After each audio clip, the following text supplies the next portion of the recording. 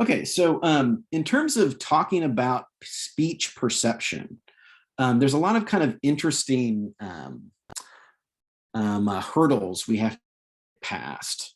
And the best way to think about speech perception is to think about like the last time you were in a country or you were listening to or kind of hearing a language for the first time. Because we grow up for the most part in at least one or two of the languages that we use from let's see, from the time that we're born, the idea of having a language that is completely unknown, that you've never heard a sound of, is really kind of demonstrates how hard it is to kind of process different kinds of auditory information. I mean, if you think about a child learns words very quickly, in terms of the amount of memory it takes and kind of how quickly they're in a social context that kind of allows them to be able to think in terms of language and to be able to speak in terms of those languages. So a child has been hearing sounds in, say, one or two languages from the moment that they are born. And so those little sounds have already been forming certain kinds of representations, and they're already being able to kind of understand what's being said before they can even say it themselves. But when you are in a completely new language, or when you hear or try to speak in a language that you've never spoken before, you can understand much more the difficulty and the cognitive challenge it is to actually understand the sounds in a particular language. So our speech perception actually requires us to record the sound vibrations of someone as they're talking. Then we have to translate those particular vibrations into a sequence of sounds that we can actually perceive as speech, a sequence of which it's not always easy to tell the spaces between those different words. Then we have to distinguish the sound pattern of one word from all the other irrelevant words. And then we also have to separate the voice of the speaker from any kind of background noise that we're hearing. And this is more of a challenge than we think.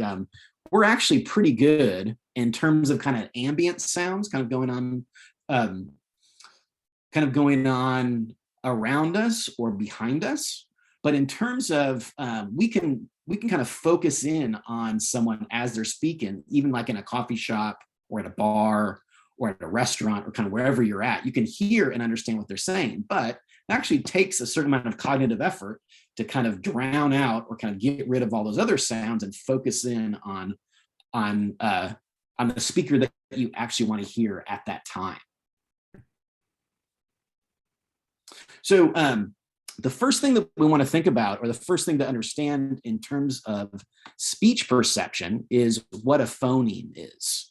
And a phoneme is kind of a basic unit of a language, or a basic unit of, it's really more basic than even a word. So it's a sound. It's like e, the, it's the smallest unit of sound from which we make different words, and from words to different sentences, so on and so forth. So the first thing that we must discriminate as we're hearing something is what is known as a phoneme. And so listeners can impose different boundaries between words that they hear, even when these words are not separated by silence. So the separation, our ability to kind of separate out different words, is really kind of a cognitive ability, because there's no real set sort of separation between the words, but it's kind of like we already know what the separation is based on our understanding of the words themselves. The other problem is that phoneme pronunciation really varies tremendously based on kind of different types of dialects that you hear, based on the pitch of the word, how low or how high it is. And there's certain types of languages that if it's too far gone, you can't really understand it. So like If you were, well, if you're an English speaker, if you're a native English speaker and you went over and visited the UK, you can understand, for the most part, most of British English, but there's certain areas that the English a dialect is so changed or so varied that you can't really understand what they're saying anymore. The dialect has kind of changed so much that it's so out of step with the way in which we would typically say and understand those words, you can't really understand anymore. So, but even within that, there is a range of phonemes by which we can understand what a particular word is and what a particular phoneme is in that word.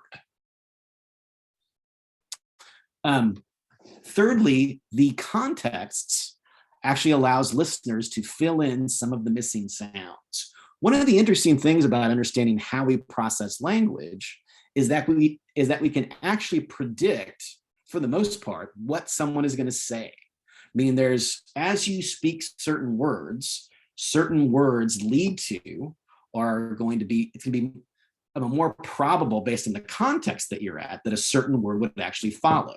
So if I say a word phrase such as I love, if I'm with like my girlfriend or my wife or your husband or whatever, it's more likely that you're going to say I love you.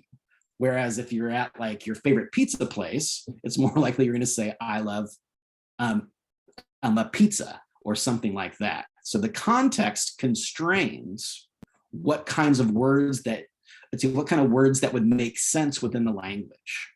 So we're already, or let's see, our cognitive systems are already kind of predicting what someone is going to say based on the context and the probability of the words that are actually going to come up next. We also will take visual cues from the speaker's mouth. So we all, in a sense, read lips to a certain extent, and we read like either raised eyebrows, different types of hand gestures, those kinds of things to help us interpret different kinds of ambiguous sounds. And what's interesting about this is we don't always even realize that we're doing it. We often kind of, speech perception is so unconscious to a certain extent, we don't even realize all the cues that we're picking up on. We're just really good at it. And it makes sense. I mean, it's so within your own kind of native language or the language that you grew up in, you're going to have so much practice in that language that you'll be really good at actually processing it.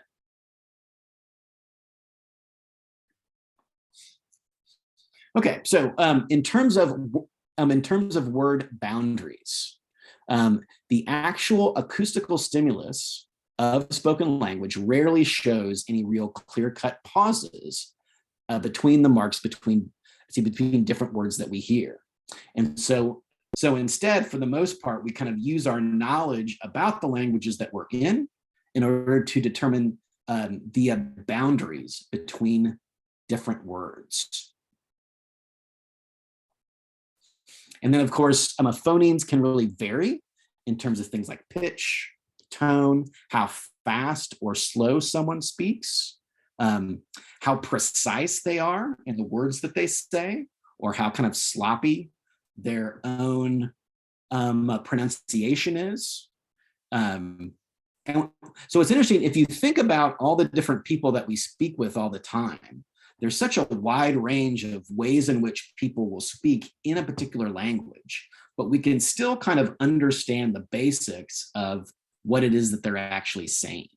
And this goes back to something we saw earlier in terms of visual perception. Even though persons' penmanship can be so different, we can still get to the root of what that word actually is. And if you've ever seen my writing on the board, it is absolutely horrible. So the fact that anybody can read anything that I say is kind of a miracle to a certain extent.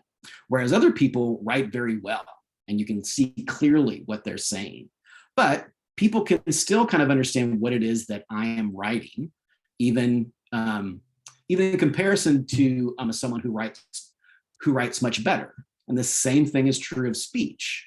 Someone who is very articulate in the ways in which that they speak, you can understand them maybe easier to a certain extent. But even someone who doesn't speak as well, you can still get the gist or understand the basics of what it is that they're actually saying. Okay, questions so far?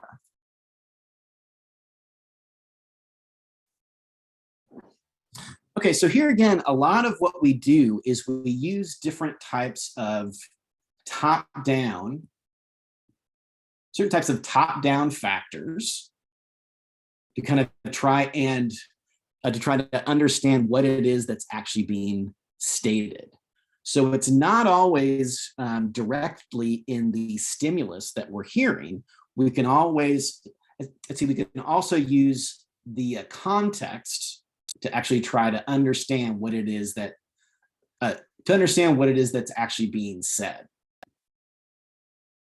So for example, one study that was done by Warren and Warren was this study that was, where the word wheel, heel, and peel, basically the first phoneme of each of those different words was actually missing, and then people had to try to guess what the word is. So what you would hear was something like, it was found that the eel was on the axle. And so what people would do is people were much more likely to through basically top-down processing, would perceive the sentence as saying something like, it was found that the wheel was on the axle. And so their mind would kind of automatically put that the w phoneme into the sentence itself. And the same thing for like a second sentence. It was found that the eel was on the shoe. And what's interesting is, even without the sound present, people will often hear the missing heel, so that so the sentence should read, it was found that the heel was on the shoe, but they'll often even feel as if they're hearing that H sound, just because they're so used to that kind of top-down presence of that particular word in that sentence, to actually make it seem, to actually make the sentence make sense. And the same thing was true of the third sentence. Where the original stimulus was, it was found that the eel was on the orange. And so here again, peel would be put into that particular speech processing in that case. Okay.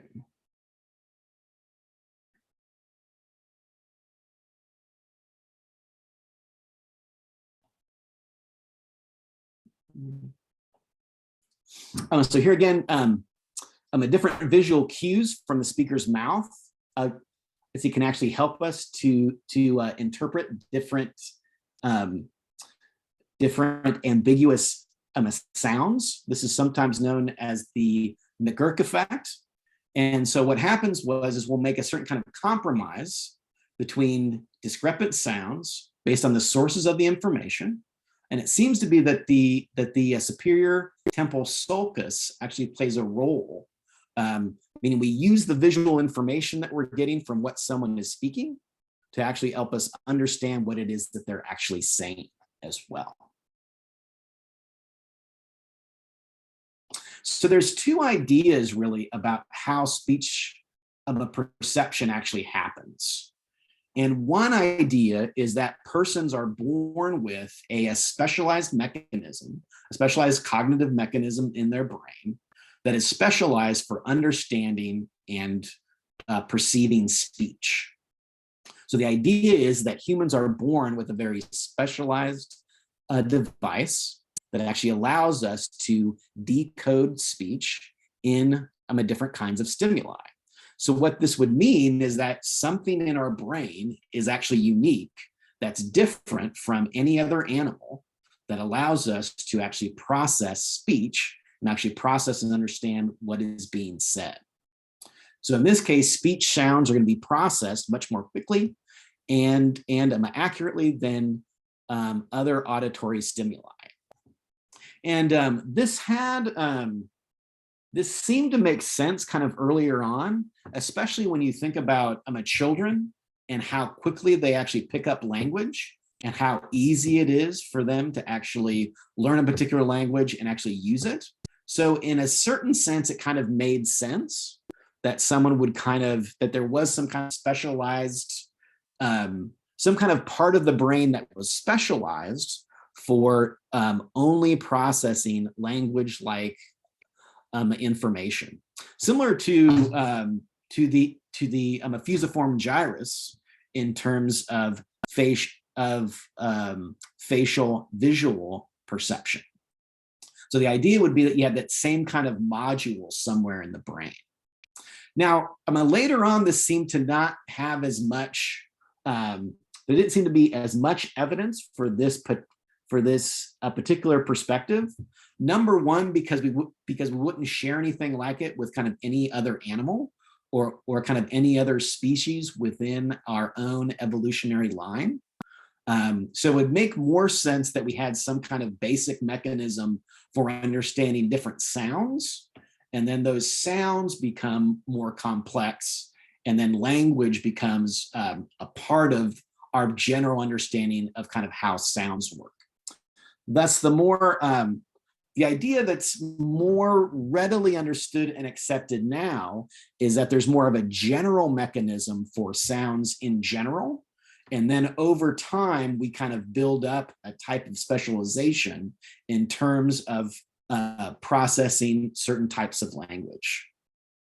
So this particular view is actually more favored than the specialized mechanism approach, so that humans use the same neural mechanisms to process both speech sounds and non-speech sounds. Some of this is related to event-related potentials, which kind of record brain activity. And in recording the brain activity, there's similar brain activity that's associated with non-language sounds and language sounds. So it seems like the same areas of the brain are actually processing non-language sounds as well as language specific sounds in terms of processing the speech of others. So this is kind of more where we've gotten in terms of, so in a sense, within the human species, language kind of emerges over time through the type of usage that you see within a particular culture, and we begin to specialize the sounds much as we would specialize any other type of regular a sound that we are typically processing. Okay, so any questions on language? Well, I should say speech perception. So this mechanism that we have to understand language, there's not like a particular area of the brain that we know where it's at? So let's see. Language. Sorry. No, go ahead. I was going to say, like, we know emotion is the amygdala. Do we know, like, what speech is? Mm-hmm. So typically Broca's area, which is in the frontal lobe, is typically associated with speech production. And then Wernicke's area, which is in the temporal lobe, is associated with speech comprehension. And so those areas have gotten the most attention in terms of language processing. And we'll actually talk a little bit more about language processing in another chapter.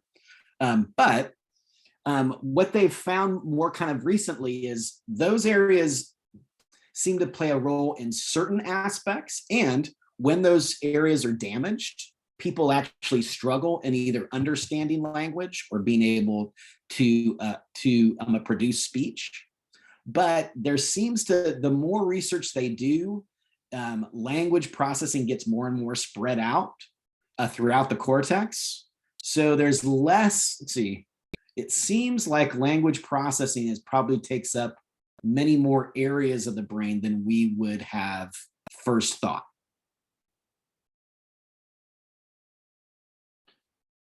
All right, other questions? Great question, Carmen. That was Carmen, right? Yes. Thank you for answering it. Yeah, sure.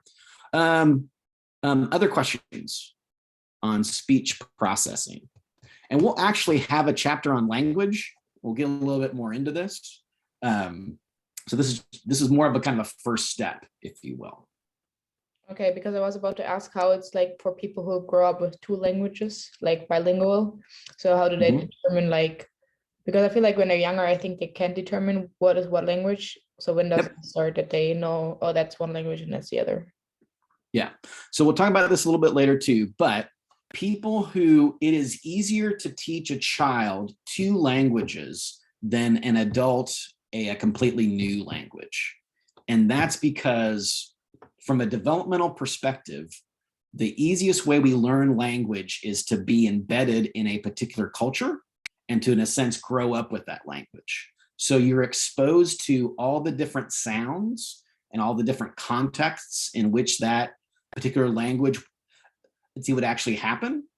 And so you get best at that particular language. However, if you actually do both languages at the same time, it has been found that children actually do just as well if you have kind of two languages all at the same time, and not just one language.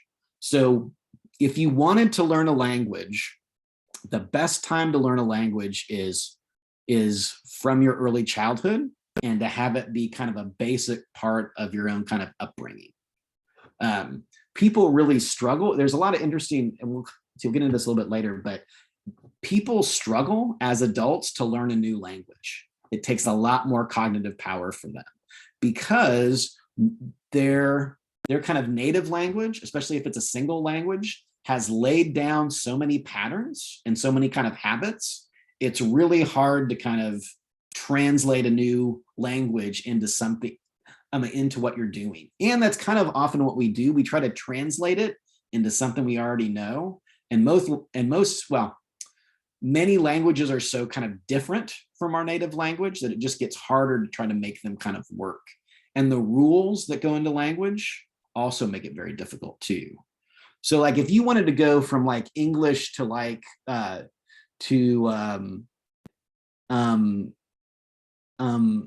something like Italian, because there's kind of a Latin root to that, it's actually much easier to do that because there's certain words that are the same. But if you go from like English to like a Chinese or something like that, it's much harder because there's no sharing of really even certain kinds of phonemes to a certain extent. All right, other questions on speech or a language in general?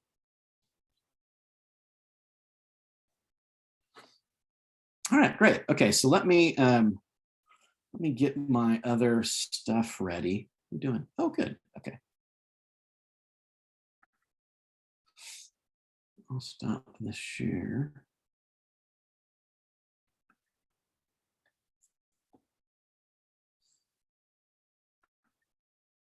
So what I would suggest doing is go, if you're online, go to Moodle. And then I'm going to be working on, I'm going to be working on this, this lecture 3 that says an introduction to a memory. And so if you're in my biopsych class, this will look very familiar because this is what I've already done to a certain extent. And then also go ahead and download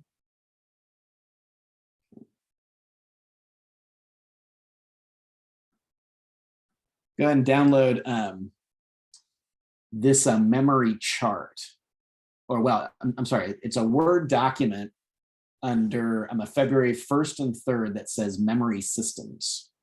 So go ahead and download that one as well. And I'll be kind of talking through both as I kind of introduce these.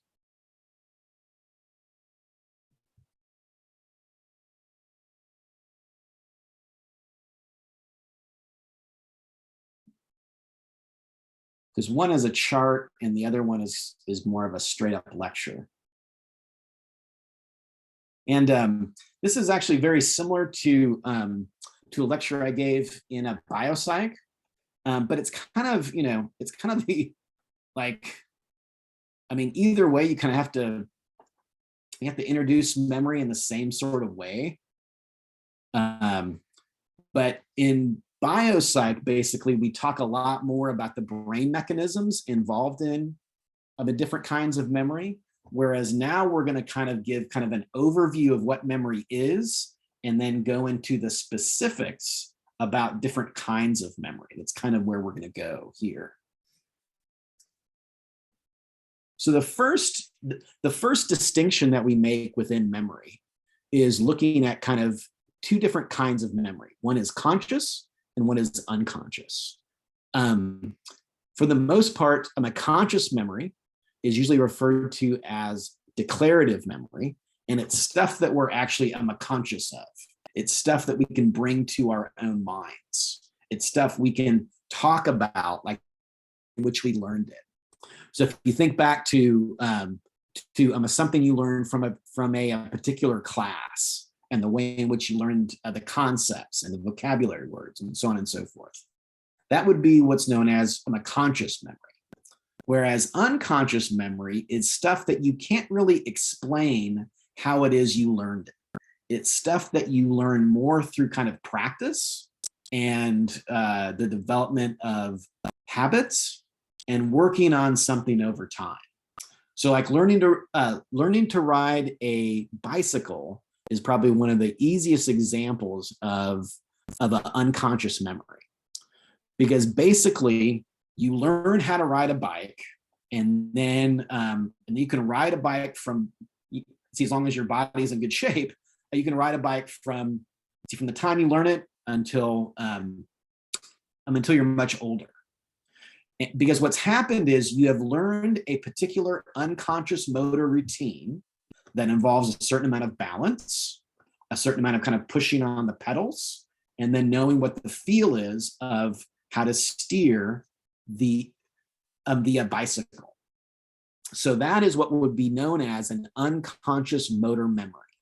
It's something you've learned over time. You can probably think back to, well, I don't know, I don't remember when I learned how to ride a bike.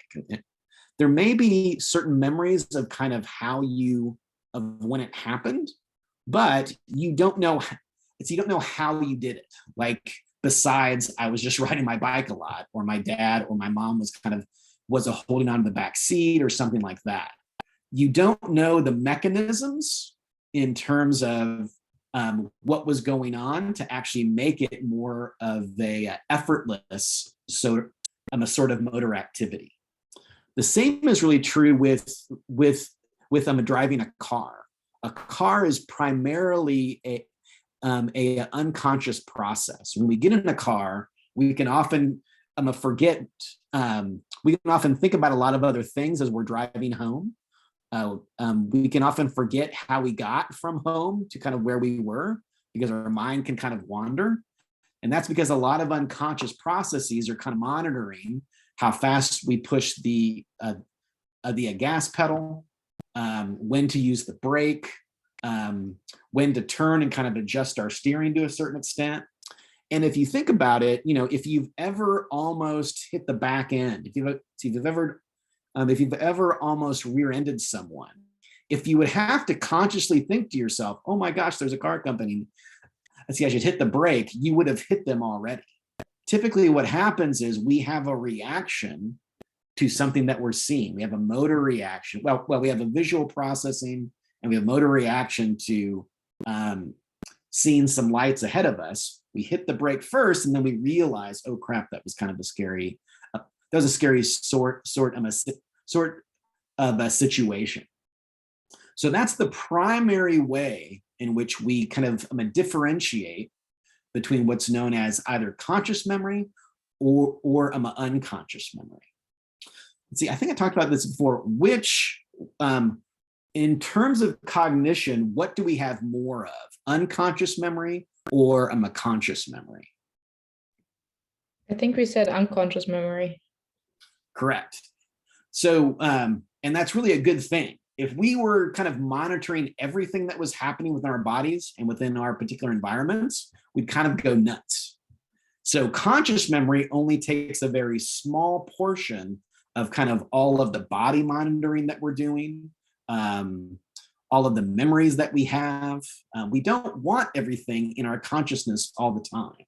We only want stuff that we want to currently work with at this a particular point. So most of memory is going to be unconscious. Consciousness is an important part, but it's going to be a smaller portion. It's typically easier to describe. It's much harder to get things into our conscious memory, whereas it's easier to learn things on the unconscious level in terms of it's easier because it's just about practice. If you just practice the skill over and over again, that is how things form into typically more kind of unconscious motor sorts of memories. Unconscious memory is much more difficult to describe how you learned it. So if you think about things like walking and chewing, you don't really remember how you learned how to chew. You just started chewing from the start because it's kind of an unconscious motor mechanism that was there really from the start. And the same with walking to a certain extent. Now, if we think about it from a cognitive perspective, walking is actually a pretty challenging sort of activity because you have to walk upright, you have to have a certain amount of balance. If there is a change, if you're going up or down, you have to be aware of that. Whereas most of us have, pay no attention to those things as we're walking around. We can walk around perfectly well to that having to monitor what it is that we're looking at. So that's the first difference that we're going to be thinking about in terms of memory. Conscious versus unconscious memory, declarative versus non-declarative memory. Okay, any questions on that distinction in memory?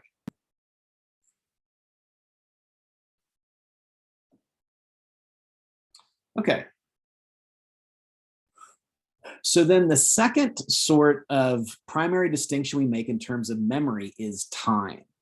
And what that indicates is basically time, how much time a memory is actually held on to has a big effect in terms of what kind of memory it is and whether or not it will stick around or not. So we have what are known as sensory memories, which are very brief memories that occur within the realm of milliseconds. Then we have what's known as immediate memory, which is similar, which is really more like a working memory. And so this is stuff that we kind of put into mind to use very quickly, and then it quickly leaves. Then we have what's known as recent memory, which is memory for things that last hours to maybe days.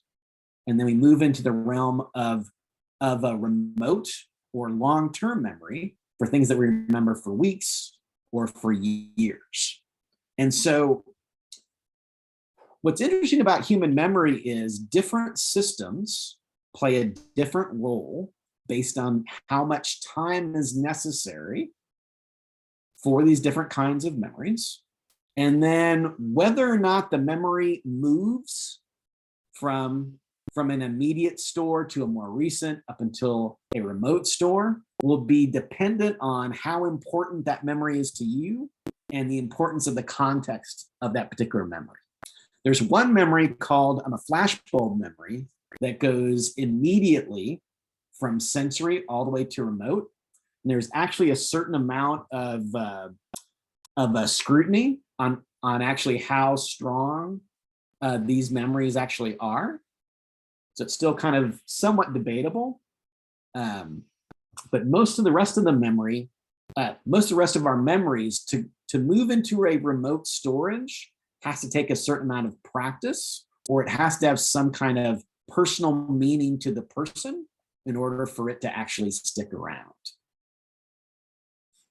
Okay, so questions about time and memory.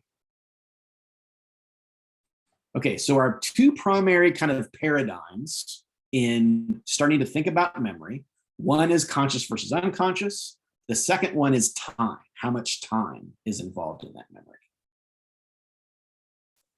So the first part of memory, which is in the milliseconds, is known as sensory memory.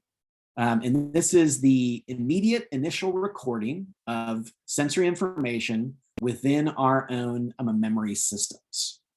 And so this is primarily unconscious, but it's basically memory that happens at the sensory level. So we're constantly taking in all kinds of different information. And then that sensing that's happening, whether it's through touch, whether it's through our vision, whether it's through our hearing, is kind of has a certain recording going on. That's kind of, it's like our systems are kind of predisposed to, if something important happens, I have a pre-recording that allows that memory to go into a longer term storage, either at the immediate, recent, or remote level.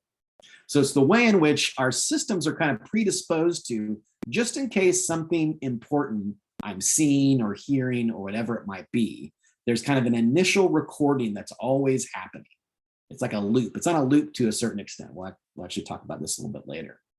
So we have a very brief auditory, a very brief auditory representation and a very brief visual image that is saved in memory that exists for a very brief amount of time. So unless something is done with that, and really we can think about this in terms of all of our senses to a certain extent, unless something is done with that memory quickly fades. It just doesn't stick around.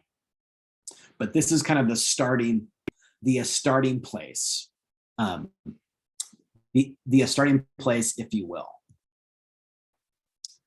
Now, the other thing that happens within memory is kind of three different sorts of processes.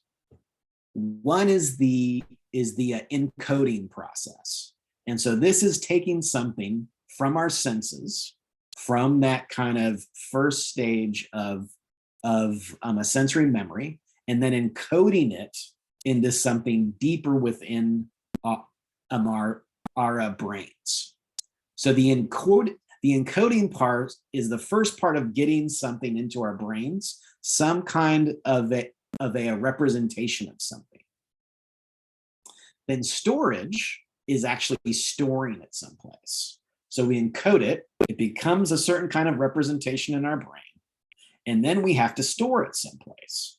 And for the most part, I mean, it's hard to know to a certain extent, but memory is stored throughout the cortex. And it's going to be stored based on the type of information that it is and what kind of pattern reproduces it. So if you have like a visual memory of like a scene, the occipital lobe is going to play an important role in that particular memory, such that if you're remembering seeing something, your occipital lobe is going to form itself.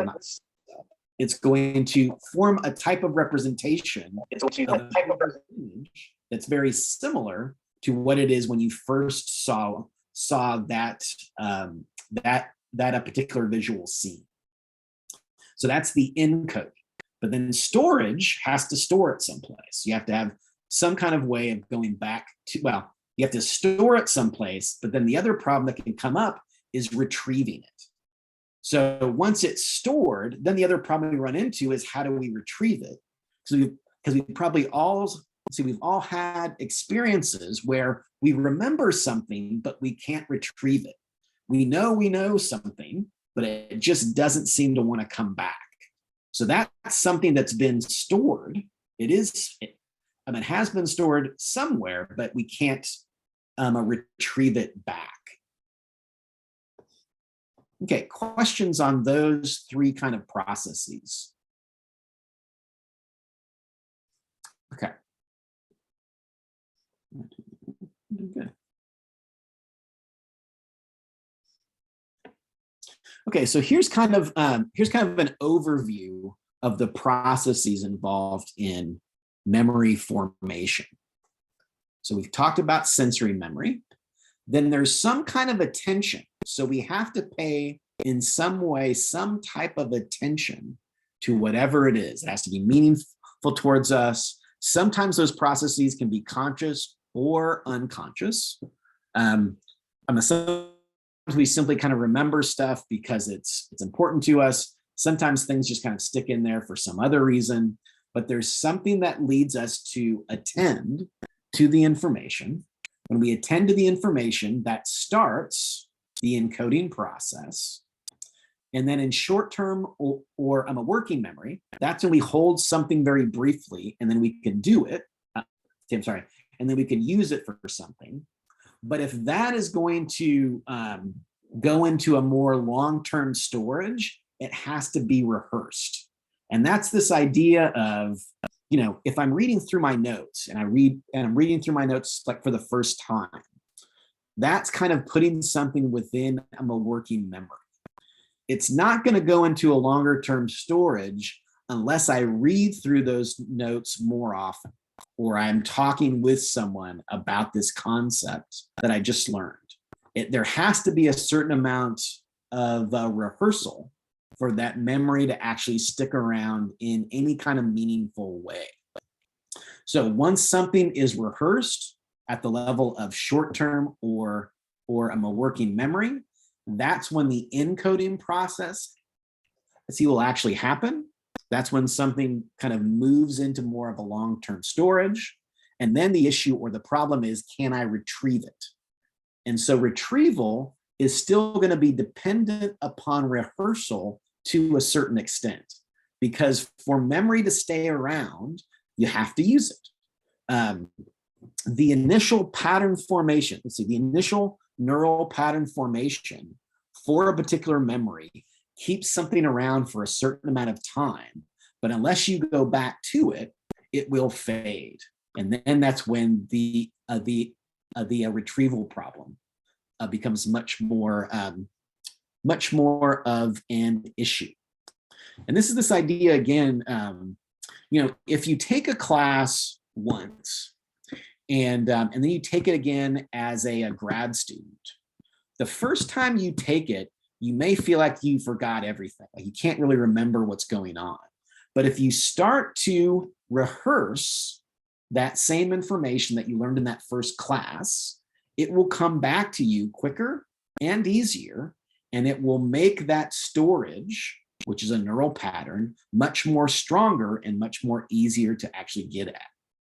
So that's why there's, I think students can sometimes feel like, well, I don't remember anything from my classes.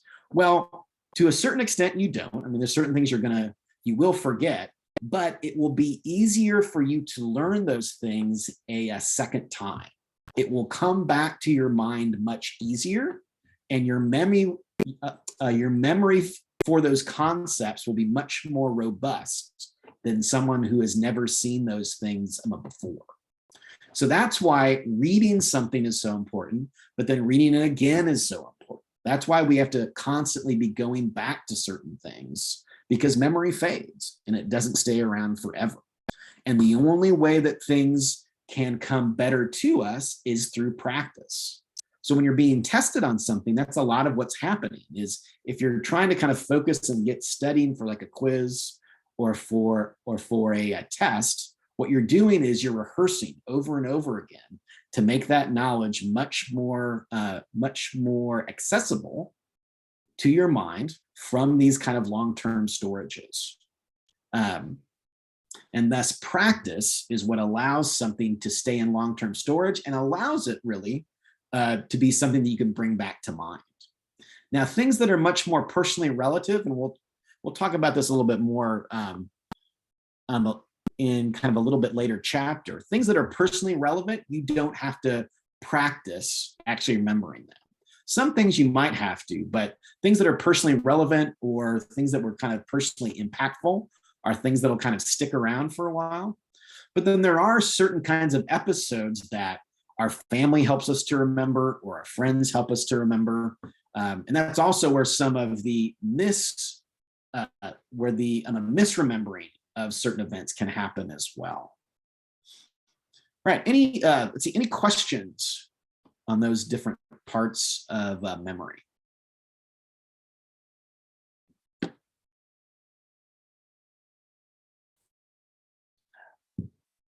So hopefully that kind of gives you kind of an overview of kind of where we're going. So what we're going to be doing is we're going to be trying to look at each of these different aspects of memory.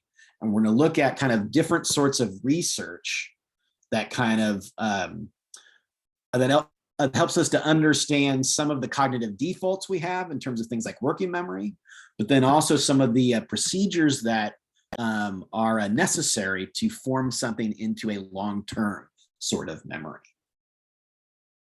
All right. So we'll start off with a working memory. And there's two different kinds of working memory. There's visual working memory and there's auditory working memory. Visual working memory is contained in what's known as the visual spatial sketchpad. It's like this sketch pad that we have within our own minds that in a sense we kind of can write something down. So it's a brief visual scene held in a working memory. Now this is different from iconic memory because iconic memory is more is an unconscious memory that we have. It's more kind of and it's in the milliseconds. Whereas a working memory is something that we can actually use. But as you'll see, there's rapid decay in your ability to actually remember those things over time. So first big thing that's a part of working memory is known as the visuospatial sketchpad. It's like this sketchpad in our mind that kind of produces a brief visual scene that is held in our own working memory. Then on the auditory side, anything that we hear or things that we hear can be reproduced within what's known as the phonological loop. The phonological loop. And this is a brief auditory representation, which can be held within working memory. So this is the idea of kind of, if you've ever tried to kind of repeat something back to yourself, like you're trying to remember something or remember someone's name, if you're kind of repeating it back to yourself in an auditory fashion, you're trying to use this particular phonological loop. It's a way to kind of keep something in there for a limited duration. So after 3 seconds, only about 50%, oh, sorry, that's kind of below there for some reason. So after 3 seconds, only about 50% is recalled. And then after 12 seconds, nothing is remembered. So you can see here with this chart, there's a rapid decay if you don't rehearse that particular information. Over time, you lose most of that particular memory. It's the way in which, it's kind of like, if you see something, if you see some kind of visual image and you copy it down, you're kind of taking a visual image, you're putting it in your mind, if you will. You have a brief representation of it, and then you're writing it down. But if you try to remember that without rehearsing it, so if I look at something, I look away, it'll be there for a few seconds, but then if I don't look at it again, if I don't rehearse it in some ways, it slowly, it will quickly fade. And without rehearsal, it won't begin to form into more of that a short-term sort of short-term types of storage. Okay, so questions here on working memory. The big things to remember here are the phonological loop and the visuospatial sketchpad. Those are the primary aspects of working memory in terms of visual information and auditory information. And the big thing to remember about working memory is it fades fast. If it's not rehearsed, it will be gone after about 12 seconds. So it's really in that kind of most kind of earliest part.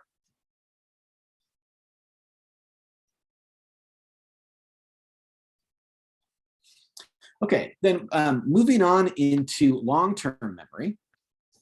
A basic aspect of long-term memory is known as semantic memory. Semantic memory. And semantic memory is basically things like word meanings, your general knowledge of the world, and kind of different facts that you have. So if you know that Sacramento is the capital of California, that is a factual or semantic type of memory. And it's distinguished from having an experience of something. So for example, I know that Sacramento is the capital of California, but I've never been there before. So it sits in my mind as a fact. I don't have an experiential component to that memory. It's simply a certain fact. So it's different facts you know about, like what language is spoken in a certain country, who's the president of the United States. It's a fact that doesn't have to have a specific experience associated with it. So it's much more a conceptual in nature and not as experiential. You can have memories that can kind of cross the gap. So you could know that Sacramento is the capital of California, and maybe you live there and you have kind of rich kind of experiential memories of kind of all of your life there. Those are kind of two different kinds of memories. They're going to be related to a certain way because you have an experience to it, but you can have a semantic memory of something without having more of a experiential memory of something.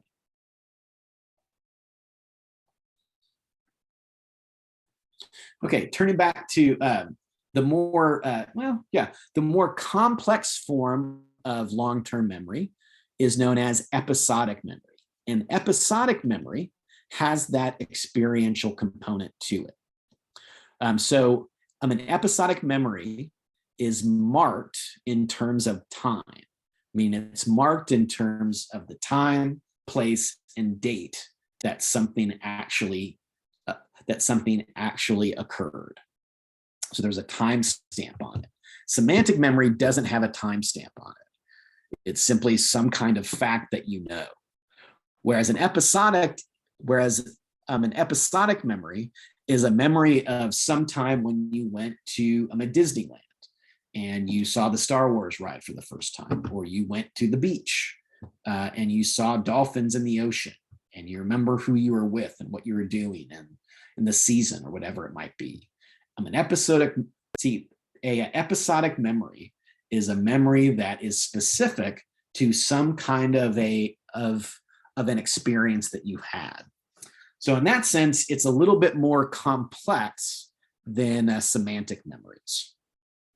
So episodic memory has a certain narrative to it. So you can tell a story about that memory. Most of the relationships are between events and yourself. So most episodic memories are about things that you have done or things that you have seen and the people, places, and experiences that you have. This may pass into semantic memory over time. So you may remember that you went somewhere, that you visited like a certain town or something like that, but maybe the episodic aspect of that memory may be gone for some reason, for whatever it might be, just because it's been too much time, or you didn't spend that much time at that place, or whatever it might be. So some episodic memories can pass over into somatic over time. A special kind of an episodic memory is called autobiographical memory. Autobiographical memory. And these are memories of experiences that make up your own personal identity or the way that you see yourself. So it's experiences that you've had with friends, with family members, in schools, in sports, whatever it might be, that kind of make up how you perceive yourself. And that's known as autobiographical memory. And it's a specialized memory that's involved in the formation of your own personal identity.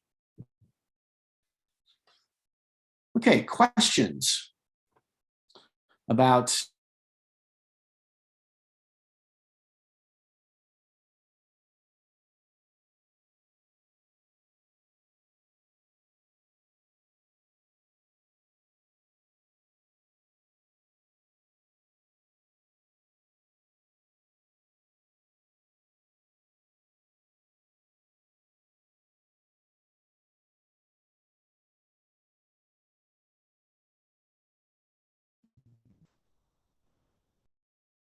Did he freeze for other people or just me? Yes, I thought I froze. But Yeah, he's frozen. Oh, actually, I can't even see him anymore. Yeah, okay, it's not just me. Sweet.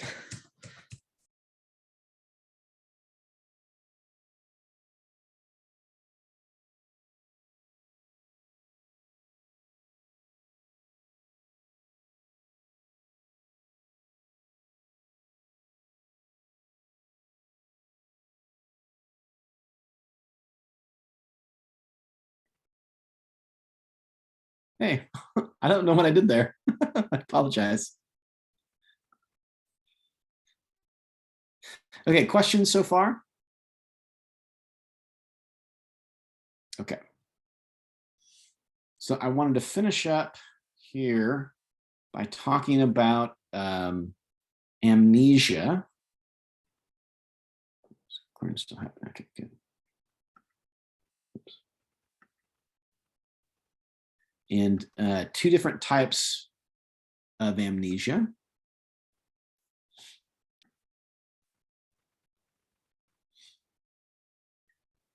And amnesia, we won't talk about it as much in this class because we don't hit on these as much, but amnesia is important because one of the ways that we've learned about memory over time is by looking at deficits that people have in certain kinds of memories. So a lot of information in terms of cognitive science, neuropsychology, neuroscience, our understanding of how memory works comes from people with damage to their memory in certain ways, and some kind of a correlation between the memory deficit and some damage that occurred within the brain. So one of the ways that we look at this is through looking at when people experience different kinds of amnesia. And so amnesia refers to a failure to remember something, some event, or something that you should have remembered. Anterograde amnesia involves a difficulty in forming new memories for events that occur after a particular brain trauma. So anterograde amnesia, I can't say that right. Anterograde amnesia is the inability to make new sorts of memories. So it's when you're unable, even as you have new experiences, for whatever reason, usually it's related to some kind of brain trauma, you can't make new memories. Your brain has been damaged in such a way that it's not writing, or you're not forming new kinds of representations that will take hold within your particular memory systems. Anterograde amnesia, retrograde amnesia is the inability to recall events that occurred prior to the trauma, meaning that after the brain damage occurs, then you're unable to remember certain things from your past. And it's different from simply forgetting. It's that the brain damage that occurred causes problems in retrieval of those long-term memories. Thus, you can't get back to those things. And of course, with damage to your brain or things like Alzheimer's, because of the degenerative effects that it has on certain neurons, causes the inability to remember things from your past. You're unable to activate those old neural patterns that form those old long-term memories that you have, and thus they don't come back to mind. So anterograde amnesia is the inability to make new memories. So you're having new experiences, but you're not able to actually remember those things. Retrograde amnesia is when you have certain memories, but you can no longer access them. And it's not related to kind of basic forgetting or the basic ways that we can forget certain things, but the brain damage has occurred in such a way that those patterns of neural activation that form those long-term memories can no longer occur. Okay, any questions about amnesia?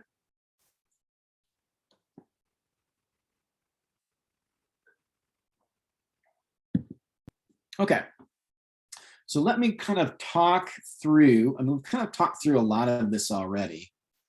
I do want to kind of go through this chart really quick. One thing that may be helpful for you in your studying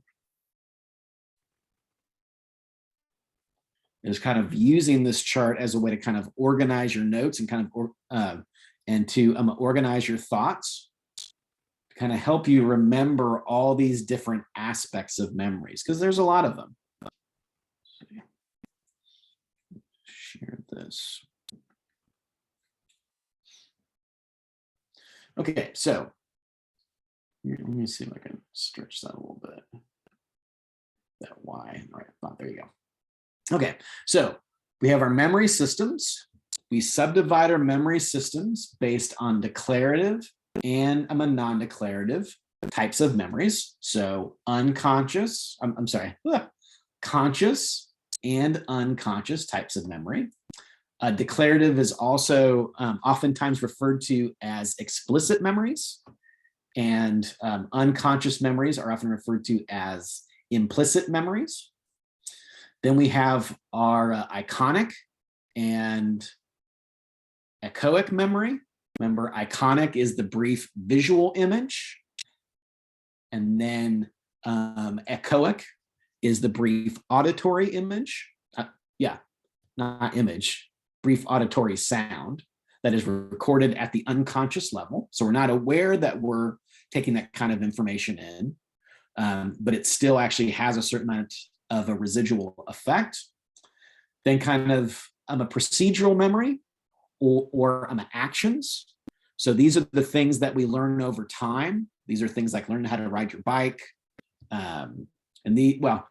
Procedural memory basically is how you do something, which would be similar to riding a bike. Motor learning is probably a little bit closer to actually riding a bike. Procedure memory is for the procedures you use for doing a certain thing. Motor learning is the way in which we get our motor systems to perform different actions. And over time, as they form certain kinds of habits, we don't have to think about them as much anymore.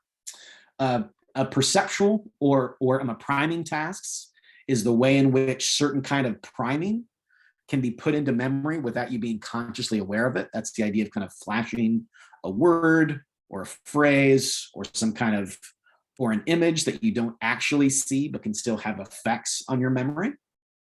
So that's the unconscious side.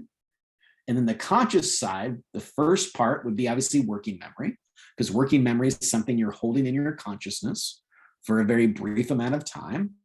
That's that kind of a visuospatial sketch pad and the phonological loop. Then a semantic memory. That is a memory for a particular fact or a concept. Episodic memory is memory of a particular events or kind of episodes from your life. Remember, autobiographical memory is that kind of specialized type of episodic memory. And then flashbulb memory is memory for a traumatic event that moves into an immediate long-term storage. So like memories of a 9/11, memories of so back in, I think it was back early on when the space shuttle exploded, people had flashbulb memories of that. So it's more traumatic,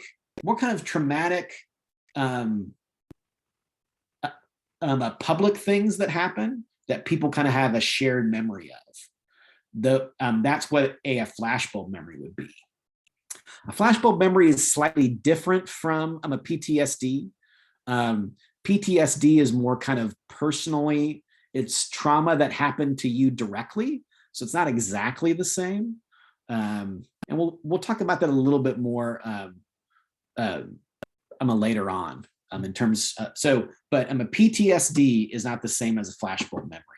Flashbulb memory is more of things that happened in public that were traumatic to us in some ways, but they weren't kind of individually traumatic. It's something traumatic that you witnessed in a sense from afar. That's probably the best example of a flashbulb memory.